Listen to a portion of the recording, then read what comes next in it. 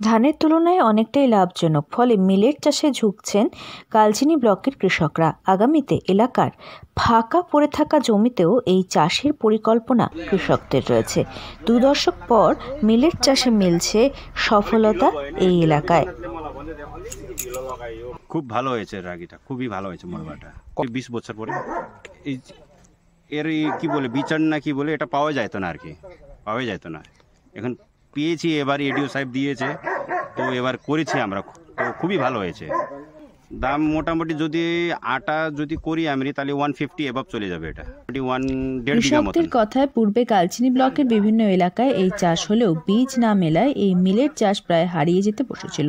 তাই অধিকাংশ কৃষকই মূলত ধান চাষেই মনোনিবেশ করেছিলেন। তবে এবছর কালচিনি ব্লক জুড়ে কৃষি দপ্তরের তরফে প্রদান করা হয়েছে মিলেটের বীজ।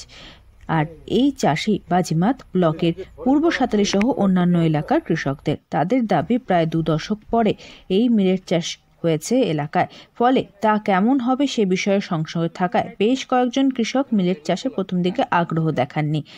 তবে বর্তমানে সেই ফসল হওয়ার পর এবং বাজারে তার চাহিদা জানবার পর সকল কৃষকই এই চাষে আগ্রহী হয়ে উঠেছেন। সোনম লামা নামের এক কৃষক জানান, 1 বিঘা জমিতে ধান চাষে প্রায় 8 থেকে 10 হাজার টাকা আয় হয়। এই মিলেট চাষে আয় হবে 15 থেকে 20 হাজার টাকা, ফলে অনেকটাই লাভজনক এই চাষ। এছাড়া ধান চাষের থেকে সময়ও কম লাগে এই চাষে। কৃষকদের কথায় এই মিলেটের পুষ্টিগুণ থাকায় বাজারে এর চাহিদা প্রচুর রয়েছে।